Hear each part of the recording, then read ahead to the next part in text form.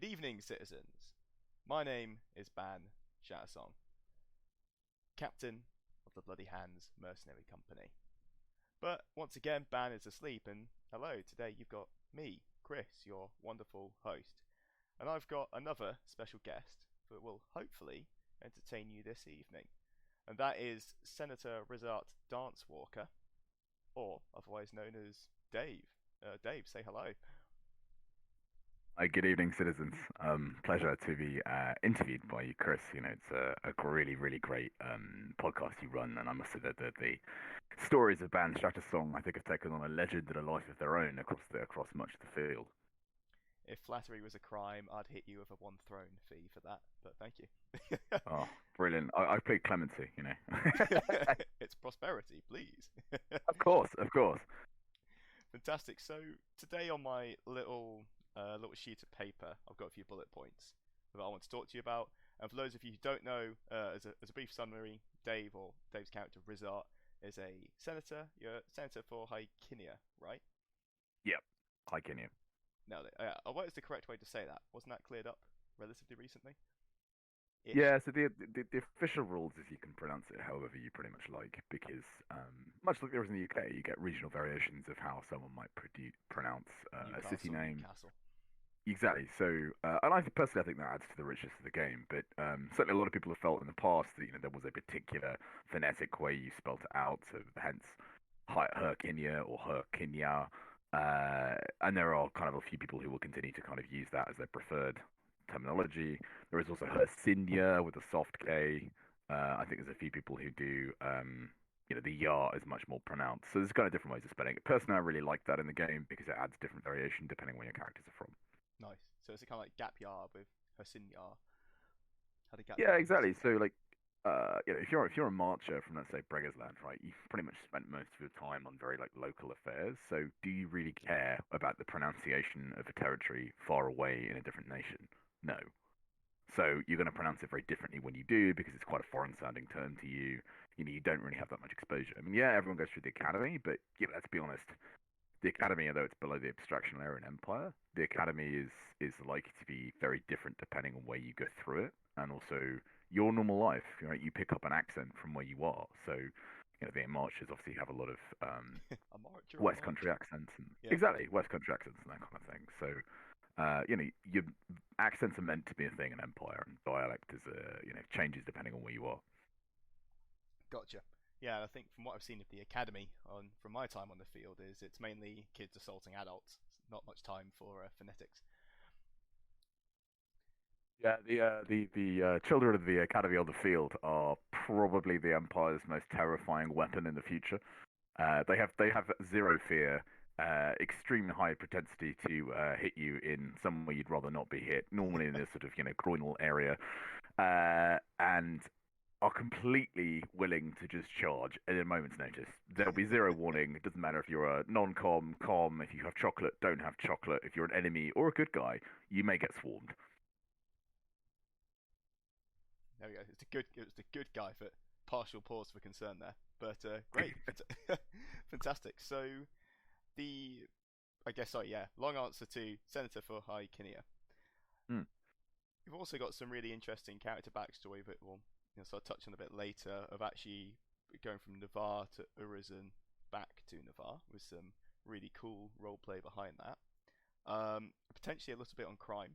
Be very interested to hear your thoughts on that, especially being a more veteran player than myself. Um, Maybe some of your character concepts as well, sort of based around loyalty from what we talked about. Uh, and what I'm really interested to hear about is the Iron Raptors and the great work that you built as well. Anything Yeah, else you wanted to include? I could certainly talk about politics in the Senate. If anybody really wants to hear about, the ins and outs of what it actually means to walk the Senate floor, and actually kind of what's the fun game behind it rather than just the kind of the procedural side of it. I mean, some people get really excited about the procedural side. That personally is not really my game, but the background behind it and the kind of the stuff you do in the margins and really kind of how you actually make motions work, I think is for me is one of the most fascinating parts of the game. Gotcha. Fantastic. So I guess yeah, let's start. Should we start there then? Sort of senatorship. what it's like to be elected, what the duties are like, and what your RP experience of that is as well. Sure. Okay. So for those of you who are listening who don't know, Senator's one of the sort of so-called big hats of the game. You get the kind of archmages, you get the cardinals, you get the generals, and you get the senators. There are obviously other great ones as well, which in some cases are even more powerful. Ambassadorship, for example, you're meeting foreign delegations, bourse seat holders. You actually have run the economy of the empire and have access to ridiculous quantities of resources in some cases. And indeed, there are all sorts of interesting roles that not many people would look to, like things like the Office for Senator Accountability. They have a crazy amount of power to inquisite someone randomly from the Senate every season. The Master of the Mint is responsible for kind of running the finances of the Senate and the Empire. They also have a huge amount of power behind the scenes, I guess, within the Empire. But in terms of the Senate, yeah, so Senate's pretty simple. For any nation, normally have one senator per per territory. The territory has to be entirely owned by the Empire, so there are many territories which don't have senators, but normally would. So in Navarre's case, we have two. Brocaliand, which obviously is completely controlled by the Valourn, so has never had a senator in Navarre's entire history since Navarre was created. And then the other one is Liathavan, which we can't hold because it's right up on the western border with the Jotun and is constantly being invaded, and indeed has a Valourn heart as well. But in theory, if we conquered all of Liathavan, we could have a senator for Liathavan, as indeed we now have a senator for Ossium, which is a Varushkin territory over on the east with the Druge. So yeah, normally every imperial nation territory can elect a senator, and the process for electing a senator differs from nation to nation, and these are features, not bugs. This is something that's really important to mention. Dawn, for example, is based on only earls can vote. So if you want to be a senator in Dawn, you're going to need to get the earls on side, and there are different ways you can do that, but basically the average yo folk, the average knight in Dawn is irrelevant to the voting process. I hate to say that, but that's true.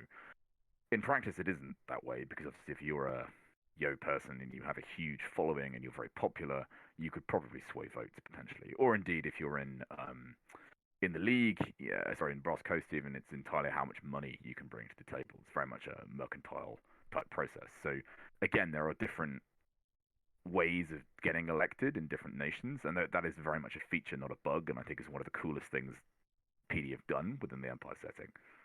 But anyway, to wrap that up, in Navarre, we have probably the most easy to understand from an OC perspective how we elect people. It's basically you stand behind your preferred candidate. So in Hercynia, you will literally, when the election comes up, it's E1 every year, the winter solstice. The candidates for senator will stand up after what we have our big kind of national meeting called standing. And then what will happen is each of the candidates will then give a short couple of speeches on why they should be elected. They'll answer a few questions from the crowd. And then very simply, you will line up behind your preferred candidate, and a civil servant will count off the number of people standing behind you. And that way you will then elect it.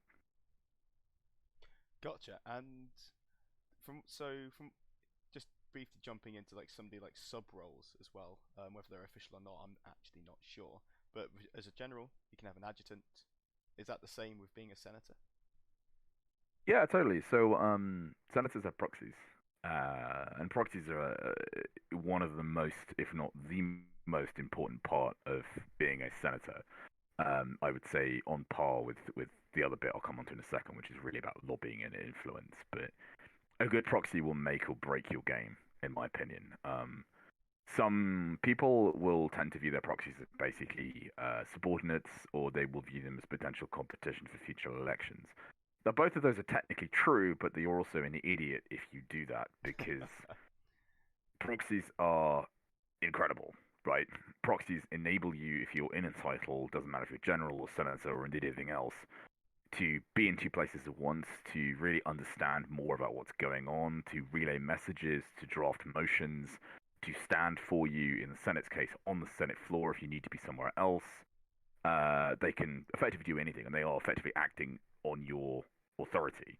Now, the relationship between proxy and senator is varies depending on kind of obviously the characters and the OC characteristics of the people who play them. But in my personal opinion, proxies are probably the most fundamental points of being a senator. If you don't have one, you are going to find it incredibly difficult because senators tend to be extremely time compressed. That's not to say they're busy because it's a voluntary choice that they're busy, but if you have someone like a proxy who literally will just walk up to you and give you a pint of beer or whatever, that's fantastic, or a glass of water or a sandwich or something, it keeps you going. Hmm. But equally, then, the onus is on you, and this is something I'll come on to on leadership, but the onus is on you as the senator, or indeed the general or anybody else. You are there, they are not there as your subordinate or your servant or anything else. They are there as your ally. An ally requires, this is quid pro quo. So I really love getting my proxies to do stuff, and quite often, I'll make sure that if I get a drink, they're getting a drink. If I'm getting food, they're getting food, because it's so easy to get wrapped up in the game and run away with stuff. But actually supporting someone who wants to do what you do, they have a different take on it. They will see things differently. They will understand things differently. And yeah, you sometimes have really cool IC arguments with your proxies, but empowering your proxies is one of the most, if not the most important role, in my opinion, of being senator. If you do it well, they will change your entire game and make it really fun and allow you to do lots of extra stuff. If you do it badly, it becomes a nightmare, or if you haven't got one, it just becomes incredibly difficult to do stuff. Gotcha, fantastic. And have you ever? So you've been re-elected as senator for Hercynia last summit.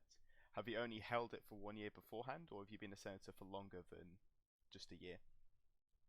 So this is the third year coming into now Oh wow, nice, in congrats. game. So I've actually been senator for 2 years previously. It's certainly a learning process. I think the first year, well, first 2 events is just a car crash because you have no idea what you're doing. And again, this is where proxies really come into it. I'm not saying that you have to be a proxy or you have to be an adjutant to become general or senator, but you definitely don't. But it makes it a damn sight easier if you understand the mechanics of what a senator or a general does. And I'll come on to that in a second. But yeah, basically, you really need to make sure that you've got people around you who understand the process of what you're going through, because otherwise, if you're brand new to the whole system, you don't know what you're doing, you're really going to struggle to be able to actually do anything. So in my first summit as senator, I had no idea what I was doing procedurally.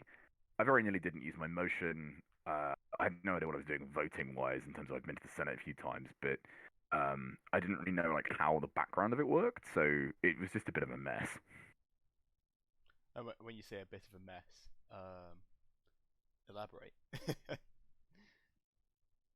So I guess for me the most interesting part of the Senate game is the quiet conversations that you have in the margins, right? Like so my general rule of senatoring is that you don't want to be coming to the Senate floor not having any idea what you're going to do with your Senate motion. So that's the first one. Secondly, you need to be, if you want to do something, the more complicated or the more controversial it is, the more backing you'll probably need to get it. And you'll figure out very rapidly that there are certain leads in Senate who will have very strong views on certain things. And the Senate will often sway depending on certain people who are often very charismatic or they have a particularly well known position on something. Um, so, yeah, for example, in Navarre, traditionally we had kind of Sibi was very kind of liberal-minded. He's the previous senator for Thurunen. It's now Travid. He was very liberal-minded and was very much kind of in favor of doing things that supported the average people of the empire. Llewellyn, who was our sort of senator for Miaran, he's very much about economics and finances, and he's brilliant at it. And then Riz is very much someone who is very much kind of a Thorn archetype. So he's a Thorn first, last, always, and it's kind of character design. So he would always back anything that's military. Gotcha. And that meant that you get to know the military kind of aligned senators in the Senate game. But if you wanted to do something really interesting or controversial in the game, you need to make sure that those are the people who are likely to vote with you on the military aspects are bought in on it. So a lot of the Senate game is actually about convers- long conversations with people, figuring out which way they might vote on a given subject, asking for favors from them in terms of will they second your motion or will they back you up, basically. That's the real game of Senate. It's not about the paperwork. The paperwork is kind of the signing of the, you're putting your seal on the wax, right? That's the art. It's important because otherwise you can't send the letter, but it's actually the writing of the letter that matters. Gotcha. And so when you say that you want to know which way people vote, I know you commissioned a great work in your previous tenure. Is that something that other senators support you on, or does that have a different set of mechanics behind it? Yeah, so procedurally, very briefly, because this is pretty much anything you can read on the wiki. You get one motion every summit. Every senator gets one motion only, and you can propose a motion, and you have 1 second. So every motion requires a second to get through Senate and to be accepted by the civil service to go forward for a Senate session. Um, it's pretty, it can be pretty heated because who you get your second can be essential to actually get the Senate to vote for something. Um, and again, there are power blocks in the Senate just as there is in any other political system, OC. Um, but yeah, so you have certain timings. You have to normally give your Senate motions in 3 hours before a Senate session, which obviously means it's extremely tight on a Friday. You have to give your Senate motion in by 8 p.m. For the 10 o'clock session. 2 hours, sorry, it's 2 hours ahead of the Senate session. Yes, I have to give it by 8 p.m. on Friday, and then depending on which session it is on a Saturday, again 2 hours before that Senate session. But you only get one, and a lot of people forget that is that senators only get one of these and 1 second per event. So these are pretty valuable. It's the same as in general giving their army orders, and some more enterprising citizens of the empire figured out you can monetize a Senate motion. So if you're a very good orator or you're charismatic, you could probably sell it for a fair number of thrones, depending on what it is you want to do with it. Interesting. Okay. And the great work that you completed, do you mind telling me a bit more about that?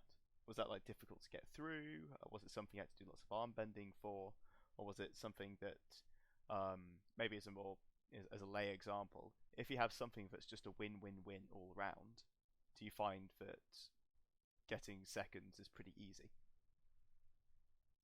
Yeah, totally. So you basically get there's a limited number of things you can do, but a Senate motion allows you to. I'm trying to remember what they all are now. So there's a whole load of stuff you can read on the wiki. It says it has to be a single issue, requires a majority vote. You have to make sure that you're funding it, and funding is a key point. I'll come on to in a second. And then you have a whole load of stuff you can do. But basically, the Senate has some pretty interesting powers. So you can appraise stuff to figure out what you can do with it. So appraisals, you only get one for the whole empire per summit. So those are really heavily contested. You can build stuff, which is this great work I'll comment on in a second. You can abrogate stuff, so you can change how it's awarded or how it's functioning, or destroy it effectively. You can elect people for various positions, like ambassadors, for example, and you indeed can put motions forward for things like voting for the throne and indeed declarations of war. Only the Senate can legally declare war, not the military council, and that's quite an interesting conflict point in the field. But broadly, if you are proposing something that's a complete no-brainer, it's really sensible, people will back it, it provides a benefit to the empire, most of the time senators will vote for it immediately. Particularly if there's, sorry to say, spicy emotions coming up that are likely to be contested. Often people go, look, can we just move to a vote immediately? Is this easy? Is he doing it for virtuous reasons? Is it self-funded? Now, self-funded is the key thing here. The Senate, each summit will only have a finite amount of money, and a lot of people think it's infinite. It's not. It's based on the previous summit's bourse takings. So if anyone's particularly criminally minded and wants to rob the bourse, bear in mind you are literally robbing the empire of its cash the following season. And what the Senate gets is effectively the remainder of the Senate income minus the upkeep of all the armies, great works, sinecures, etc., that need upkeep. So there is actually quite a lot of maths that sits behind the Empire's accounts. If you want to know more, definitely go talk to Amy. She's brilliant. She plays the Master of the Mint. She does all of the stuff about the financial side. And she's a fantastic character in game as well. Although me and her have quite a lot of quite heated arguments on stuff. But yeah, broadly, if you come in, you've got a motion, you want to build, I don't know, a giant statue of Ban the Magnificent completely naked. If it's self-funded and it's bronze, virtuous, Exactly. People will vote for it. If, however, you come in and go, I want to build an army, a great work, Seren, the city in Navarre that we're thinking about building, and you want money from the Senate will immediately go, why should we give you cash? And therefore, you have a very good reason. Again, if you've done your homework and you've kind of spoken to senators beforehand and have gone, look, we really need this for the following reasons, and you've got people on side, it's much easier, and you will probably get passed. But you will never get the full amount of money you want. So, building an army, for example, Riz built, put forward the motion, has been doing a lot of kind of cash for the new Navarre army that completes in the summer. And that required a lot of lobbying to get the cash out of the Senate, but also you don't get the whole lot in one go. You will get a percentage. So let's say an army costs you, I don't know, off the top of my head, 800 thrones. The Senate will go, well, actually, you need to show your own prosperity here. You're going to need to fund at least, 30, 40%. Now, some senators are better at it than others, and some of them will get more and some will get less. But for the great work, most great works will require substantial amounts of money from the Senate. We're talking hundreds of thrones here to buy the wains of the mithril, the white granite, and weirwood that you need to build stuff. And is that done sort of outside of play? Sort of, you bring forward that cash, and in theory, it's given to civil service, and they buy that in between seasons. Or is that something Nope. that you also need to go and buy in play? 100%, you've got to buy and play. Oof, damn. So again, you start to realize that having a proxy on this, if you've got a really good proxy, they can go and actually go, yep, we've already lined up some sellers, we're trying to build a great work, you need white granite for this. White granite, I've been able to bulk, I can get buy it in, let's say, 5 wains per, or whatever it is you're talking about a given season. That means you, as a senator, can go on the Senate floor and say, I have identified some sellers already, I can get this material at this amount, I'm able to do this. And a lot of senators will really dig into this because it showcases whether or not someone is actually competent to build something, or you're just giving them a 200 throne, set of cash, and then they've got to do all this themselves. The pressure really gets onto you when there are time limited opportunities, because in some cases you have maybe that event to write the motion, get the motion agreed in the Senate, to get the funding from the Senate, to buy the wains, to submit them back into PD at the end of the event. And if you don't do that, the entire opportunity is lost. Gotcha. And so, what are the consequences of losing those opportunities? Has that happened recently, or is it severe, or is it nothing beyond the thing doesn't happen? I'm trying to remember some ones off the top of my head. So, for example, if you're building, there's been a couple of ones I think with one of the foreign nations in terms of building temples, and they were saying, like, we need to build this temple within this time period, otherwise, there's going to be diplomatic issues as a result. That has definitely happened where we just haven't built something quick enough, or we laid the groundwork for it and it never got finished. That's probably the most pertinent example I can give you, but there's certainly some examples where we haven't been able to complete something, and therefore, if a motion isn't completed over the time frame, which is normally a year for a normal motion, or however long the opportunity is, it lapses, which means however many resources you put into it are lost. Oh, okay. So if you fail something, you've lost that resource, you've lost that time, you've lost your slot. Yeah, exactly. Would there be anything beyond that? So as a potential example, let's say I'm raising an army. I'm pulling a lot of troopers from their civilian roles and enlisting them.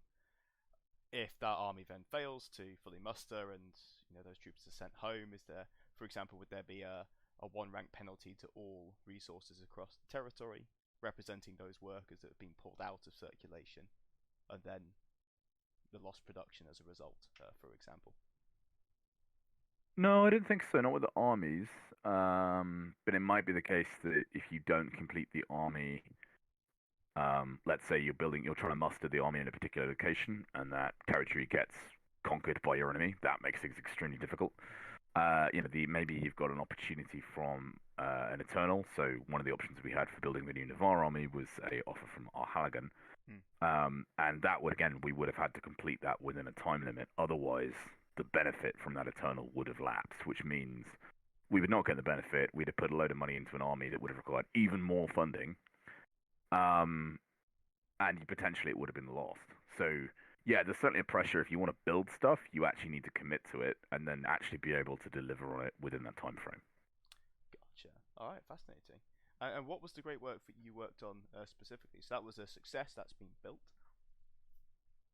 Yeah, so I built a great work in, or Riz, I should say, built a great work in Hercynia. It's in old ranging. It is Laffy the Blade of Thorn. There's a lot of kind of Thorn terminology in Navarre because obviously it's a big archetype. Um, it's basically I really wanted to kind of delve into some of the more Celtic aspiration or inspiration, I should say, for Navarre. Navarre aren't Celts, but they draw heavily from Celtic and Romano sort of British type Yeah. inspirations and so on. And I really like that. And so I really wanted to kind of reflect some of that with the great work. So it's a great work that's really just in game is a rolling banks of heather even with sort of paths that meander through the sort of gradual banks of heather with various kind of menhirs dotted around or dolomites, which are inscribed with the names of those who have fallen in imperial service. And that was very much kind of a way of how I personally felt that Navarre would probably reflect those who aren't necessarily Navarre, because obviously we have corpse glades, um, but wanted to remember that the testimony of those who had died fighting for the Empire and did for Navarre interests. So there are a couple of like key names for Riz inscribed on there. You can, if you're so inclined, look it up on the Hercynia page on the wiki, and you can kind of read more about it. But it was really really fun to build it, and a great testimony to the kind of the kind of really cool inspiration of VAR, but also some phenomenal game went into kind of getting the funding for it, getting the resources for it, and crucially a great sort of great icy friend of Riz's. He was a sort of key benefactor in supporting it, which is named after. So Achilles of Damaken's Forge is one of the sort of key names on the great work, which is why he's being put forward for exemplarhood. He was later murdered by Navarre. Oh, a Navari, not the Navarre, right? Yes, Yeah. Navarre. Yeah, Yes. good. Just checking my history of that. Hey, what? Okay, brilliant. And is that like a mechanical effect to those kind of great works as well? Yeah, there really is, and that's the really cool thing about great works. You kind of they look great in the background, but and they're kind of things that you probably want to build for if you want to be an exemplar, etc., that kind of stuff. This is building something that stands the test of time is considered, is a great way of sort of meeting the sort of inspiration requirement. If you've inspired others who come after you, also arguably your legacy. But yeah, in terms of mechanically, Great Works can do all sorts of cool stuff. Sadly, they can't buff military units. That's the only one they can't do. But you can have, for example, Great Works of dockyards, for example, will buff your fleet. You can have great Lao forest that will grow more Lao and give you more kind of priest, more Lao, or indeed more votes potentially. I'm not sure those are still around, but they certainly did exist previously where you could build syndicate of Great Works that would kind of give you more congregation. So give you more votes in the synod. Otherwise, this one in Hercynia gives you more mana, so it attracts mana to these dolomites, and in the background the mana grows on the sides of the dolomites. So yeah, you can go there and if you are a citizen of Hercynia and you have a mana site, you get extra mana. It works out as sometimes loads if there aren't many mana site owners in Hercynia, in which case you will get loads of mana, like potentially 4 or 5 extra on top of your personal resource. If, however, and I think at the moment everyone's kind of figured that out and has gone, oh, I need a mana site in Hercynia, in which case you might only get 1 or 2. Gotcha. But Still a it's good buff. basically a territory-wide buff. Fantastic. Nice. I know which citizens to chat to if I need some mana. Um, you had a thinly veiled shot at me there, man. With the if someone was thinking of robbing the bourse and taking its money, and that would be literally robbing from the empire. I don't know who you think would possibly be up to that kind of challenge. But you mentioned sort of self-funding. You've got to bring some coin as a senator to some of your motions. Now, I'm going to assume that on one hand, some of that is from sort of internal politicking and getting other wealthy citizens to back you. I am also intrigued as to whether there's any other, maybe less legal streams of income that you might have dabbled in, and whether I can learn something from you. Yeah, so Riz definitely has the Lefudrian, the great work was entirely self-funded. There was no Senate money at all spent on it, and indeed there was no funding from Navarre either. which is a key point I sort of like to bring up in games. Um, it was funded for kind of through kind of four main ways. Um, Riz, when he first started out, was just a kind of random thorn, number seven from the left, in Navarre. And over time, he kind of fell into doing a lot of mercenary work. Mercenary work pays pretty well if you can kind of find the right people and know what you're doing. Got involved in selling quite a lot of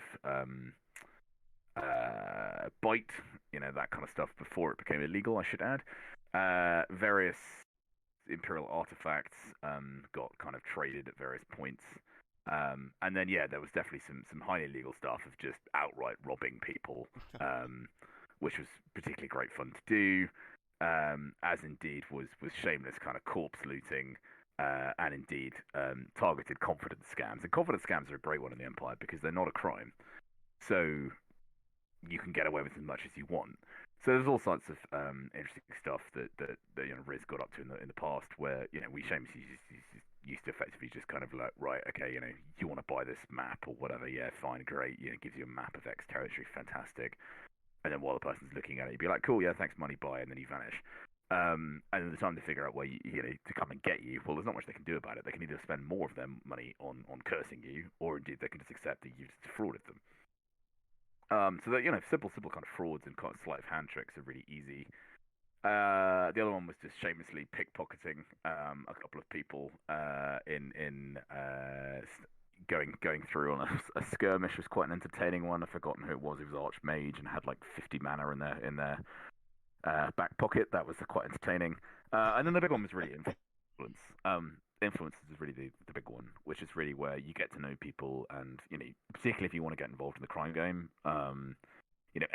You need a really important point is to make sure that everyone is aware that you are doing this in game only, so you're actually being a nice person normally. Yeah. And a lot of people get really angry about the crime game because they feel very invested in the character, and obviously if you're getting looted, you're getting stuff stolen from you in game, you're getting attacked, you're essentially getting murdered.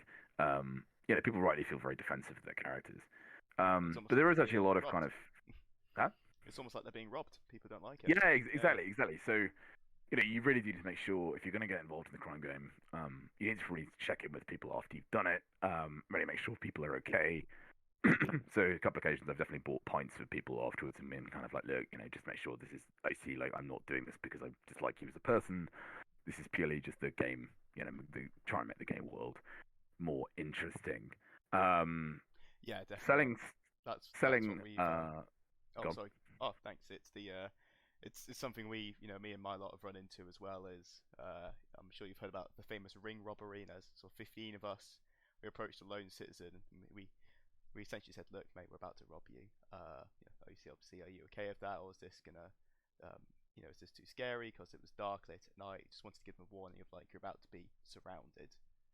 Little conversation. Like, oh yeah, go for it. And then obviously we go through the role play, and like you said, we're buying them pints afterwards and stuff like that. We've had a few people where we've, I think it was literally a citizen looking for their father's sword on the colloquially named Murder Alley, and we saw them at the hub later, obviously when we returned the Fizz rep, and they said, guys, that was just so much fun. Oh my goodness, that was awesome. And I found that people engage with it really positively when you do it in that kind of respectful way. Give them a little heads up, or afterwards you essentially go and say, hey, hope you're okay. Obviously, here's all your stuff back. Unlucky, nothing personal. But yeah, I can imagine a lot of people get quite upset if it's even if it was especially targeted. Especially if there was some sort of IC/OC bleed, if there's some bad blood out of game, and your character happens to rob theirs, bit of a shit plan. But we find that treating it with a bit of respect, you usually get a positive response. And Yeah, totally. yeah, and with the confidence scams, totally agree. I mean, you saw the shackles last event, didn't you? Yeah. It's I think it's not well known, but it's certainly a fact that the Imperial Militia do not shackle citizens at Anvil, and do not let them walk around asking for money. That was totally not legit, but a lot of people bought it. It looks convincing. But yeah, so you were saying about some of the influence side as well. Yeah, yeah. So I was just gonna say, I mean, I think your point there about the respect is key because ultimately these tokens, these cards, whatever it is you have as a personal resource, or indeed as a board owner, right? They're irrelevant. They're not real, right? And crucially, these are game tokens that allow you to have fun in the game and to do stuff in the game. So, in my experience, the more entertaining the crime is, is it elaborate? Is it crazy? Does it make somebody the more likely they are to be like, actually, this is really fun because it's giving me game. Whereas if you're just kind of nobody really just wants to get randomly, murdered in a back alley or Oh whatever, yeah, because what's the point, right? It's the end of the story, and yeah. What murder in the game is rightly hard for a reason, right? Because it's the ending of a story, right? And endings are always fairly boring. Instead of make it entertaining, right? There's an ongoing grudge. There's loads of curses being thrown. You're using all the different political, absolutely. Yep. levers in the game to utterly screw over someone else. That's hilarious, right? And fantastic game. And then at the end of it, you decide, that's it. It's the final straw. I'm gonna have to kill this person or whatever it is, and then that does or doesn't work. That in itself is it's an entertaining story. Whereas no one remembers from any fantasy book, you read as a kid or even now, random person number 5 who got murdered by that brigand in page 6 of the book, right? This is boring. So yeah, but I guess within crime, as you yourself have found, Chris, there is very much a Honor amongst fraternity. thieves. Yeah, there's a kind of a fraternity, to use the term, a cabal, cartel, or whatever you want to call it, on amongst these, exactly. So, you generally find quite a mature group of, I'm not going to say old, but certainly quite mature people tend to do the crime game in terms of who stay alive in the crime game. Is people who realize that there is that kind of OCIC bleed a little bit, and you do need to be respectful and making sure it's entertaining for everybody. But secondly, if you want to be good in the crime game, you have to get to know people, right? If you steal an item, for example, who are you going to fence it to, right? And the bigger the item and the more controversial it is, you got to figure out quite quickly because people are going to come looking for you. So, figuring out where you can sell stuff to brokers, no questions asked. If you can rapidly move stuff quite easily. And obviously, the fun stuff is really the spicy stuff. So, for example, if you're trying to sell hallowed hate weapons, this is a hilarious one that you happen to get from the Morn world. You need to get those moving pretty quickly, because otherwise, if you get incited and you have a weapon that is quite literally compelling you to purge the foreign influence and become pure, then yeah, you need to do that pretty quickly. So yeah, you get to know people and figure out, okay, this person, let's say Ban, I can talk to Ban. Ban knows the right person in Wintermark. I can then get this item to Wintermark, which means if I get caught by the militia, I have nothing on me that's incriminating. But secondly, I also know that this guy in Wintermark is going to give me a fair cut and not just keep it himself. Yeah, absolutely. It's oh yeah, you're preaching to the choir here. It's difficult. It does make your point around the entertainment factor of it as well. We as a criminal gang, bandits, we're nothing professional. We do not murder. That's an OC and IC rule because, like you said, it shits people up the wrong way. Nobody wants to go and try and sell cake, and then a character who might have been playing for like 2 or 3 events at this point. There might be a new player that they're getting attached to that character, gets stabbed and left for dead, and ultimately dies for just being in the wrong place at the wrong time. That's boring. It sucks. And also on an OC level, a bunch of people coming up to you with knives and taking your stuff is scary and under the right circumstances. We all know it's a game, but at the same time, it's all about RP, and that RP, when good, can feel very, very real. Um, and again, what is much more entertaining is going up, stealing somebody's cake, and then that character has lost a cake or something, and that's a shame for them. But now they've got someone to hate. They've got an antagonist in their story.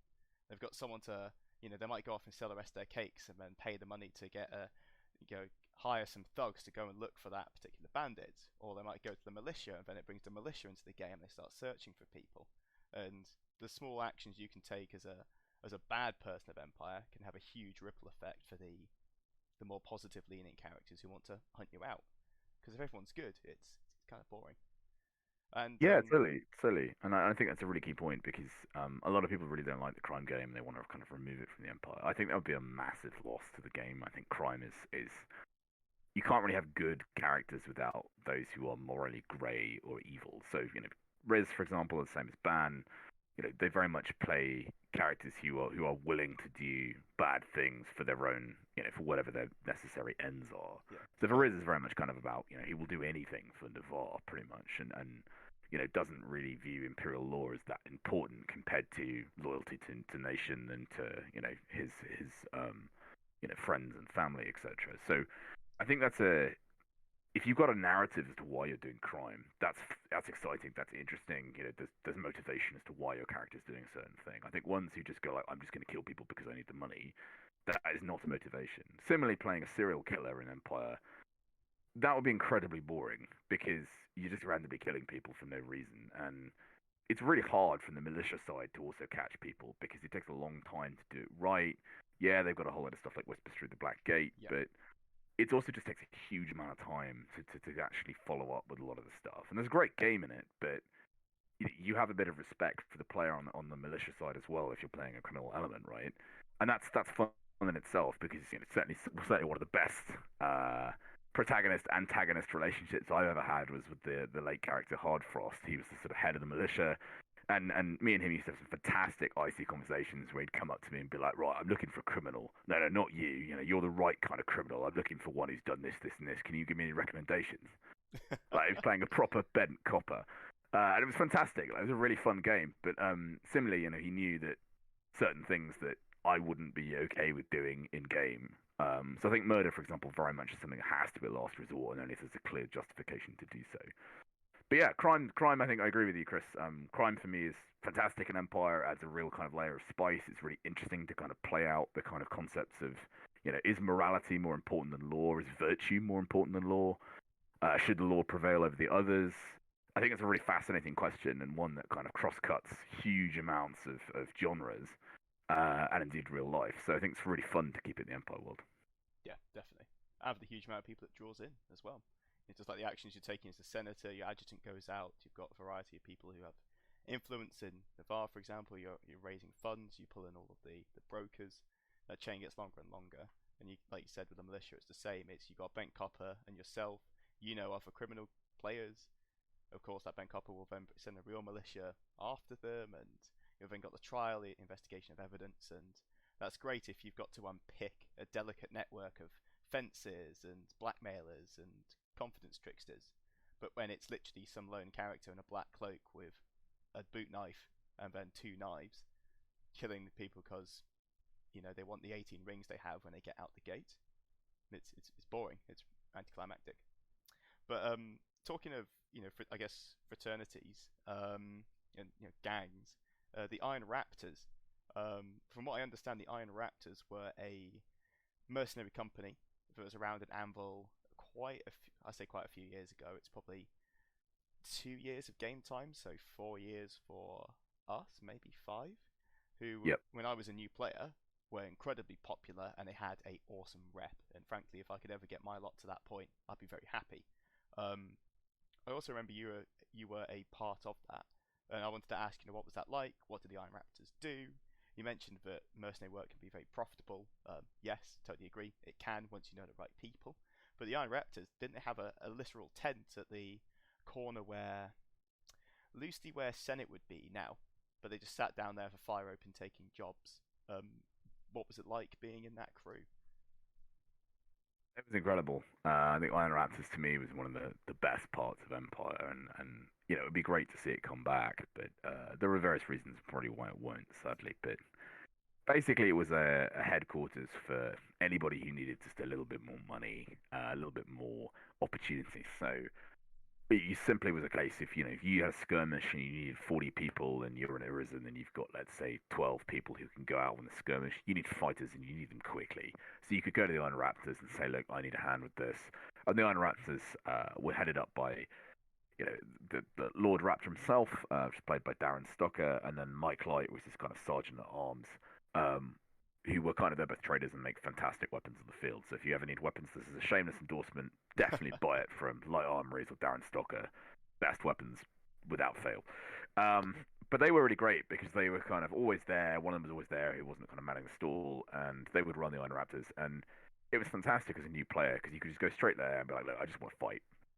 And they'd be like, okay, just hang here for a few minutes. And then someone would appear, normally like every like whenever there was a skirmish and go, look, I need people, and then normally it was the Mike Light or Darren, and later it became Cotton, played by Sam Farr, or me, or Johnny Vito, who played Vico at the time, Bros Coast, were kind of ended up kind of being nominal sergeants, and we'd kind of take lists of names and like equipment, and then we'd basically arrange people to go on skirmishes for other nations, and that was got quite lucrative. And it was lucrative, and then you got 5 rings of skirmish, and some of these skirmishes would just kill you immediately. So it was very high risk for a lot of money.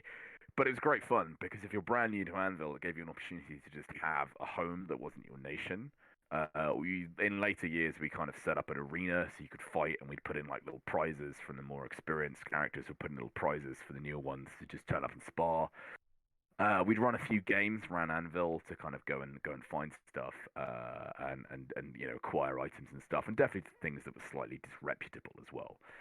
A key point, however, with the Iron Raptors was that they also were able to generate their own plot and actually had a direct line into God. So this is a key point that people don't always get with the Iron Raptors. So it worked really well. These were little skirmishes that would often be the case that the experienced members of the Iron Raptors would play the crew, and we'd use, a part of the woods or something that wasn't being used by the rest of PD for the mainline skirmishes. And personally, this is why I think the Iron Raptors was so great, was that while there were often a kind of, you could add mercenaries to existing skirmishes and, kind of an IC mechanic, the OC mechanic was that you had an opportunity to get brand new players and brand new characters an opportunity to learn to fight on pretty low risk skirmishes. Some of them were lethal, don't get me wrong, but in a way that didn't affect national plot, and also allowed them to gain notoriety and prowess and stuff in a quite safe way.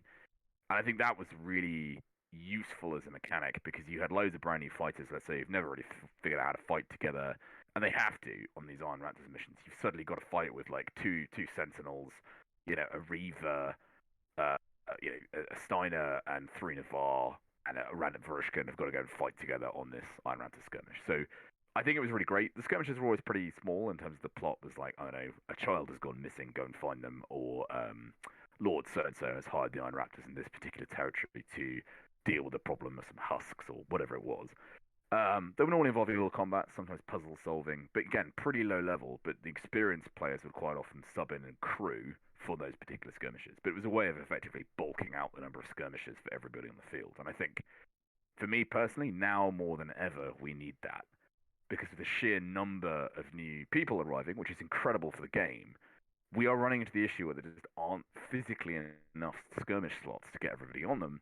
And the other problem is a lot of skirmishes are extremely important for national plot, right? So let's say skirmishes now, like if you don't do this thing, this territory falls to the Jotun, or this territory gets polluted, or whatever, right? And it has huge game issues as a result. You don't really get the skirmishes which are, go and acquire X item from this small castle. It doesn't change the game world. It doesn't have any huge OC or IC, ramifications if you fail, right? Your character might die, but if you don't do anything, it doesn't really matter. Yeah, kind of like a player event. Yeah, exactly. So, and I think that was a great shame. Now, the reason why the Iron Raptors don't really exist like that in the same way was because it became very difficult for PD to run them with all these kind of minor plot things going on. And secondly, it was becoming very difficult to kind of consistently crew them to the high enough standard. And it was effectively meaning that in some cases, those of us who do the more kind of experienced side of the Iron Raptors were sometimes basically spending our entire weekend effectively not as our characters because we're sub-crewing in to do Iron Raptor skirmishes. So you kind of become like almost like I wouldn't say a DPC, but you're kind of half crew and half playing. So there were definitely kind of trade-offs with it. But I think it acted as a really good hub for people to come and learn and make friends with each other, fight together, train together, and do these small skirmishes to develop as fighters in the Larp field. Gotcha. How do you think that would be recreated now? Because on your point with the number of, new players coming in, I think what was it, it was 2,300 last event without crew, and there's usually like, is it 500 crew, or am I making that up? I think it's about 300, I think, total. Okay, about 300. So we're sitting at the 2,500 people. That is a lot of people. And from some of the wiggles that Matt P's been dropping out on Facebook, I don't think it's too far-fetched to say 3,000 is going to be the total next event. And you're right, the number of skirmish slots, its time, and the number of crew available. You're going to have to, even if you make your skirmishes bigger, you're still going to the same location. And if you don't have enough crew, you'll have to stat up the monsters to accommodate more players. But this is it's actually something Matt P talked about on one of his podcast episodes, the Empire ones, is that we want to, I say we, sorry, PD wants to create a heroic feeling, kind of like Lord of the Rings. You've got Aragorn fighting 10-20 orcs. It feels awesome. But actually, what can happen with some LARPs is when you're under crewed, you have to stat them up, and what happens is this monster starts to rip and tear, doom music blaring in the background through your comrades, and you've got this entire house of 10 Dornish knights getting absolutely shat up by a pair of orcs just because they got 15 hit points because they need it to be a almost an equivalent challenge. So anyway, short point is that yeah, it's going to be hard to get more people on skirmishes and get those new players safe, in inverted commas here, safe experience. How do you think that should be tackled going forwards? It's a really difficult balance to get right. I mean, on one hand, you've got to keep the kind of experienced players interested, so the kind of national plot line is important because skirmishes is still kind of one of the key mechanisms to advance plot within the game. You do this and you can give us an opportunity to deploy an army, or you help deal with a insurrection or insurgency before it becomes full-blown civil war or before an army appears, right? So you can kind of skirmishes are really useful for that. But at the moment, the level is very much kind of these are at least territory-wide ramifications normally if the skirmish does or doesn't fail, or and PD does a great job of kind of gradually escalating them, right? They'll start relatively small, 10, 12 people will go and have a conversation with the herald, let's say. That Eternal is pissed at the Empire. Next skirmish will be, let's say the Druge are doing a deal with this particular Eternal or whatever it is that's going on. So maybe there's a bigger skirmish to go in and try and disrupt that, or topple a Regio or whatever it is you're doing with it. The next skirmish after that, if you failed on that one, will be okay. There's now a very serious amount of Druge trying to do some pretty big rituals coming down, and then at that point, if you failed that, it then has implications for like armies and battlefronts and that kind of stuff. So it's a really cool mechanic, and I really love the Empire way of doing skirmishes. But I'm afraid to say there's not really much you can do about it beyond have more skirmishes. So therefore, you need more crew. And that's personally, I'm going to shamelessly say, I think the Iron Raptors were brilliant for that, and I've certainly lobbied quite hard to sort of try and bring some degree of a mechanism back like that. There are very good reasons why I think we can. You need refs, crucially, you need physically an OC space to go and fight in. Not just a field, you need a corner of the wood. You need some crew who are willing to give up their time. But I think it's an opportunity that could be explored further, potentially, rather than just trying to put more and more people on skirmishes so that they effectively become mini full-scale battles. But then again, unless you're going to dramatically increase the number of crew slots, you see what I mean? It becomes an existential problem. So I guess one is to have a different mechanism that allows smaller skirmishes to go out, like the Iron Raptors. It doesn't have to be Iron Raptors, it could be something entirely different. The other way of doing it would be to have smaller skirmishes that aren't territorial national plot, and that allows people to put newer players and newer characters into the skirmishes without quite so many ramifications if it goes wrong. Because there's a huge issue at the moment where a lot of the skirmishes are, if you don't get this right, this will have territory-wide ramifications or empire-wide ramifications. So the problem is that you end up going like, okay, well, we need to send this person who's got chain, a shield, ritualed up, has a spear, has heavy armor experience and is a known quantity, instead of someone who's brand new who has a small buckler, a tunic, and a pair of shoes and a knife, right? And that's really sad because that person has equally a valid right to be there, and in many cases will astound you by being probably a far more competent and better fighter, and indeed will be far more useful in skirmish. But they don't even get the opportunity because someone will go, I need to take someone I know to deal with this problem. And it's really hard to kind of balance that out. So I think just having some opportunities for people who are new to kind of go into situations where it's still very much life and death for your character, but the ramifications aren't massive, which means you can get more people to enjoy them and have experience. You can develop your kind of leadership skills and your fighting skills. And that way not everything has to be do or die, right? It can just be, we need to go to this, ruin to investigate it, or we need to go and retrieve this wandering wizard or whatever. Those are really fun skirmishes and are really cool. And certainly, where personally I find a lot more fun to be had than the kind of you have to go here because otherwise the empire ends type skirmishes, because they just become a bit samey after a while. There's only so many times the world can be threatened before Exactly. you stop caring. Like, yeah, sure, Exactly. whatever. And because at the moment we have, you've got the new player skirmish, which is at 4 p.m. before time in, so 2 hours beforehand. Which, from having a brief look at it last time, is now the new player main battle. It was huge. There was sort of like 100 players on there. It was absolutely wild. And it'll be even bigger at the next event. You've got that skirmish, so they can have some actual combat practice. They're not totally green once they hit the field for Saturday and Sunday battles, and fundamentally they're having fun and also not hurting people, pulling blows, big and smart. But do you think there's still more space to actually give this kind of new players a non-national linked hub to sit by? So you said the Iron Raptors would give out challenges and have little tournaments, I suppose. You've got the Dawn's Glory Square is, I think, pretty good for that, because when I've walked past Dawn and seen some of their players, I'm not sure if they're new or not, but there's always fencing, there's always practice, there's always something to join in with. Same with the Orc in their fighting pit. That's A, incredibly cinematic, but B, really cool for players to gravitate to, because it's, if you're there to just, I'm, my name is John Smith and I'm a brand new player, I've got a sword, a buckler, a pair of boots, and a particularly green tunic. I'm here to fight and drink ale in the evening. You want to find those kind of fights during the day. That certainly was my first event anyway.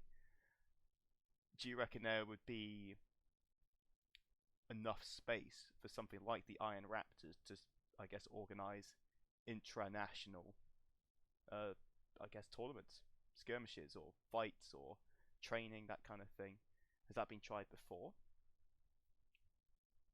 Um, Not in the same way. I mean, there are loads of tournaments you can find around Empire. So go and find the notice boards and shamelessly kind of read some of the posters, and there'll often be people kind of awarding, the best prize to the best fighter or whatever. Um, but I'm going to be a little controversial here and say being the best person with a LARP sword doesn't necessarily make you the best useful asset on a LARP battlefield. There's nothing more powerful on a LARP battlefield than having mates with you. I'll be honest. And an actual kind of your spatial awareness is the superpower in LARP, because yeah, you might be able to kill 2 orcs or 3 orcs pretty quickly, but often you will be outflanked by 50 of them, and they have strike down or they have impale or whatever it is they have. So that means that's the great leveler in the game. You could be the best OC fighter, but you will actually quite rapidly come unstuck without allies and people to support you. So there's a whole like command and how you work with people kind of take from Empire that I think is quite takes time to learn, and how you kind of work as a team. So yes, there's definitely space for something like the Iron Raptors in the game, in my opinion. It doesn't come with the look at me, I'm a super cool character because I'm giving stuff to the poor fighters kind of vibe as a poster, but you also need a hub that actually makes sense for people to congregate at. Um, but yeah, I mean, I think there's definitely some space for something like the Iron Raptors. I was looking to kind of maybe something on the solidarity route. Solidarity is a really fun thing in the game. The Imperial Hospital is a fantastic example of one that has come into existence, and I think that's certainly something we can try and pick up and maybe run with. Yeah, definitely. Got some ideas on that. I'm gonna absorb those overnight. I'm on to my final bullet point now. I've creatively called this last bullet point. Nailed it. It's talking around creating, well, two parts. One you've talked about already, which is leadership. I've got the quote here: "You must deliver." And then the other part of the bullet point is making game for other players, making it fair, and sort of kind of like what we just talked about, getting new players involved in something. Do you want to tell me a little bit more about that? Yeah, I mean, I guess for me, there's always one thing I personally really dislike in LARP, but I'm sure many people listening will kind of recognize this immediately when I say, you turn up at a LARP field and you've never done it before and you've no idea what the rules are, but you want to have a go and it's fun. And you turn up there and you find this sort of generally an older, generally kind of bearded white guy who has decided that they are holding court and that they are super powerful and that everyone must bow down and kind of worship them. And certainly a lot of different LARP systems I've tried personally have had that kind of persona person, with character or otherwise. Is this why you go clean shaven, Dave? I've got a beard these days, so clearly I'm morphing into the very thing I despise, such as the great, natural story arc. Yeah, but I just really don't like that as a mechanic. I think it makes my skin crawl on an OC note when you've got these kind of people like, you must respect me. Well, why? Right? I mean, there's a narrative point in that, maybe this person is your king or your lord or whatever in the game, and that's whatever game system you're playing, and that's because that's what you've bought into in the kind of icy background. But similarly, real world requires, if you're going to be a big damn warrior, you actually have to deliver on it, right? So if you come up to me and be like, I'm a great warrior on the battlefield, or a great soldier, or whatever, you kind of have to prove it at some point, right? Or have a narrative reason. We had right? this, didn't we, at the last summit just before time in? Was it the hero of Brokeliand walked up to us from the Ashbourne striding next door? I think you guys formed a fighting circle around him and I. And then, oh yeah, I remember that. Yeah. yeah. And then 3 sword strokes later, he's disarmed, and well, there we go. Banshattason, now the hero of Navarre, if not just Brokeliand. But you don't have quite so many smutty books written about you. So Tanis is a hero because he is lusted after by everyone in the Empire. Oh, it must be nice to have people lust after you. Tanis is also the hero. I mean, you can have more than one hero, Brokeliand, but I guess it's more. Yeah. But yeah, exactly what you mean. If you come up with all this really cool backstory in this bravado and you don't follow through, well, it's hard to follow that person, I suppose. Yeah, there's that, but you could, there's no reason you can't have someone who's not able to physically fight, who can be a great sentinel or a great warrior, right? And there are some phenomenal heroes of the Empire who don't take the field, but have incredible characters that are really able to portray the kind of warrior cast, or that they reflect on the implications of campaigns, right? And that's as it should be, right? This isn't a kind of elite, ableism point. This is more about the OC mechanics of how portrayal is done, right? So, think about it. If you're a lord, let's say you're a female baron of knights, right? Yeah. Ultimately, your knights are going to look to you for leadership, right? They're going to look for you to look after them, to equip them, to feed them, to help them, to drink with them when they've lost a campaign, to celebrate them in victory, right? But instead, if all you do is order people around and scream at them because they haven't delivered for you, well, knights generally aren't really going to accept that, and on an OC level, you aren't going to accept that as a paying customer to go for that on your weekend, right? So this is where the leadership point comes in. If you want to play a big, proud hero or a really big leader in some type, you've got to rapidly realize that, well, this comes onto a much wider discussion about power, I guess, but generally it's given to you, right? And therefore you have to give it back, right? This is a fundamental point about leadership, is that you are very lucky if people go, I trust you and I want to follow you, but in which case you owe a duty back to that person to do something with it. Right? So if you're playing a big lord or a brand or a king or whatever, you actually have to deliver for your subjects. And if you're not, that is why you become the villain.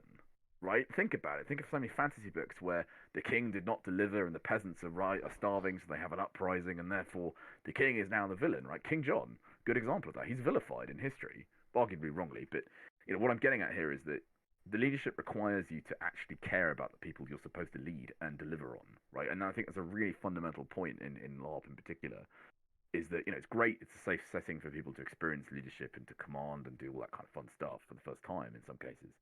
But you rapidly realize that, particularly in Navarre, and this is one of the reasons I love Navarre so much, is that Navarre's concept of leadership is you follow people because you choose to, right? And that is hugely empowering, is to say, I, Riz, follow Ban, right? Because Riz trusts Ban, right?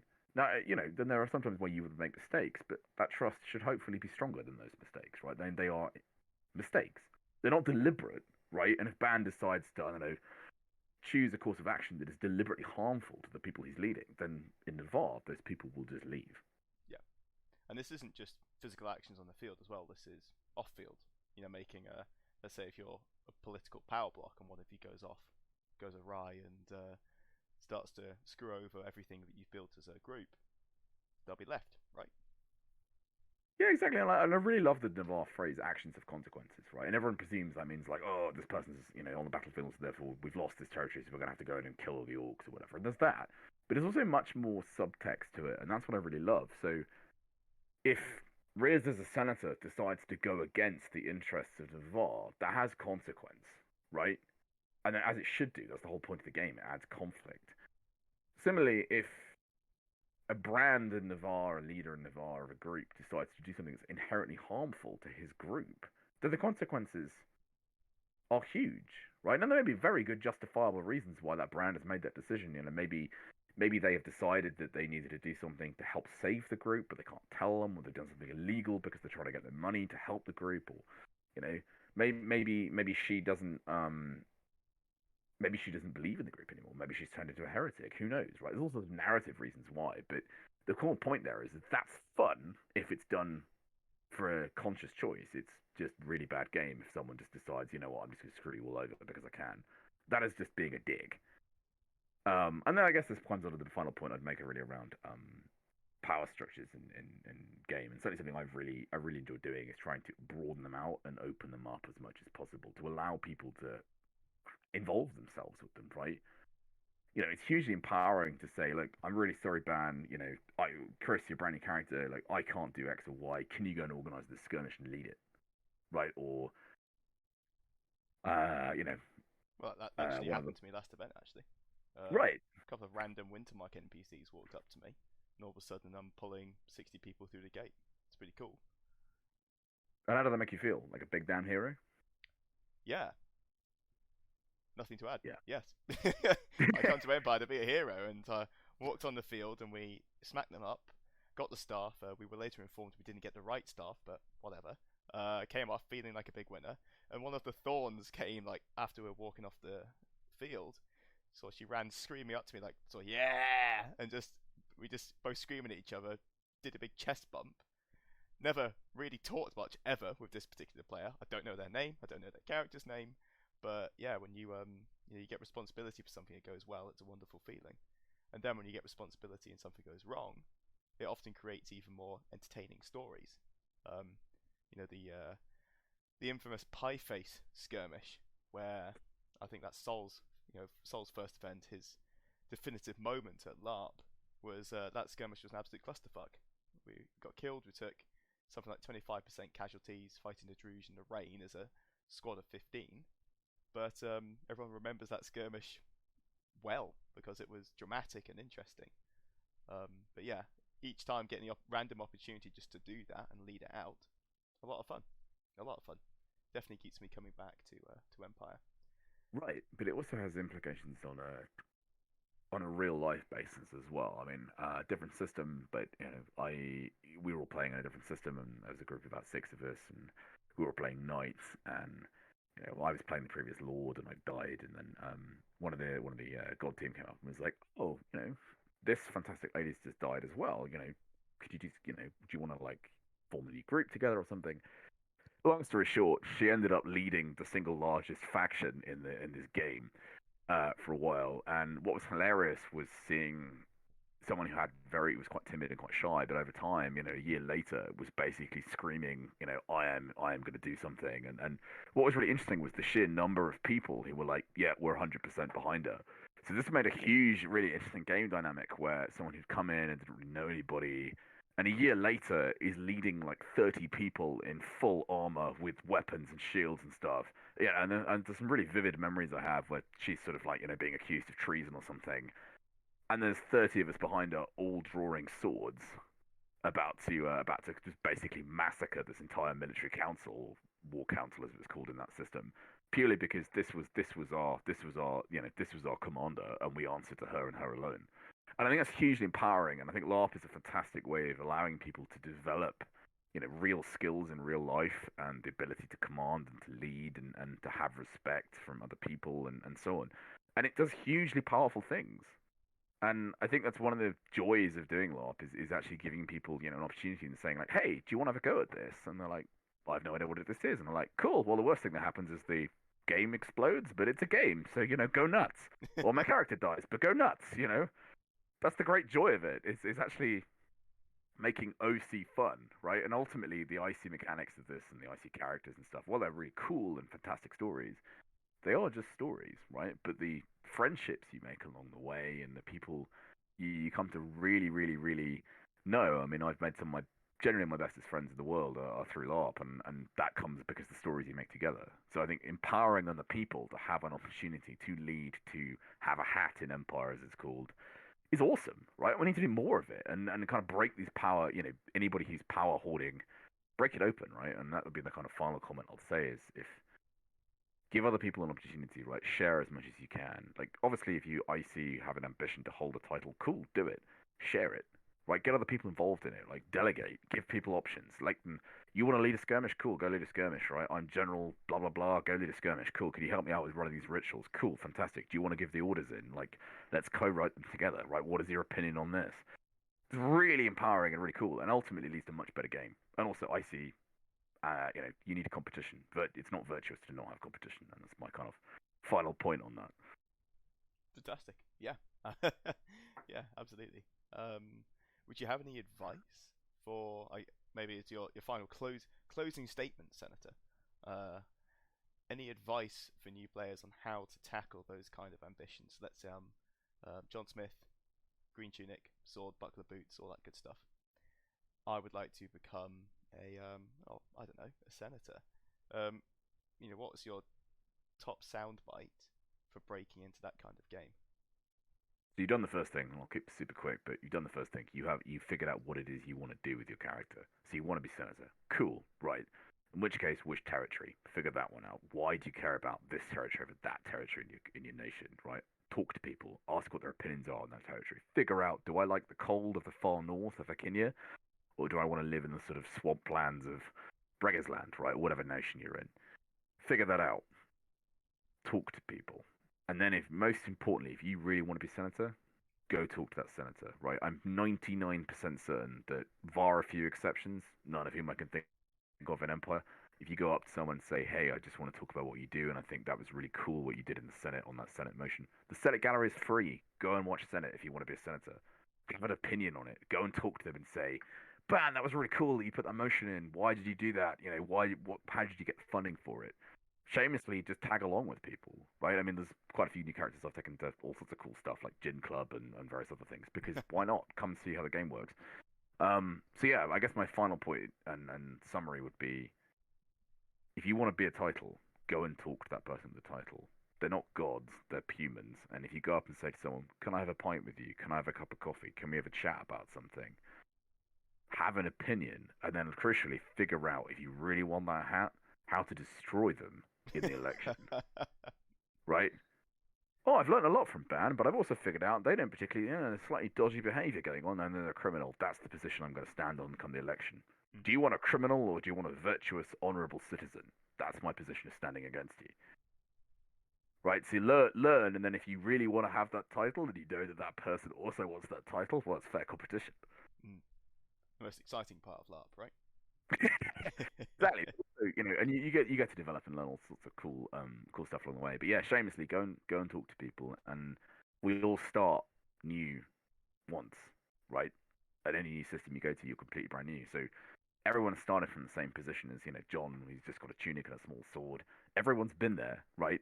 And John is equally as important to the Empire and indeed as to PD as the 10-year veteran who's trying to vie for the throne, right? There's no reason that John can't go up and say, hey, I really want to do a senator job. Cool.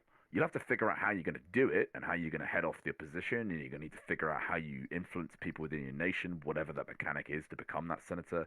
That'll take you some time, but you can start working out how the plan comes together. Gotcha.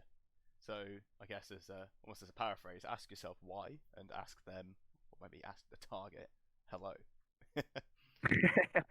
Yeah, and also just have a drink with people, right? If you don't, booze, no booze, have a cookie, whatever it is. Generally find the moment to say, hey man, cookie, like, hey, I've got some cookies. Can we chat about X? I'll be like, yep, you bought me.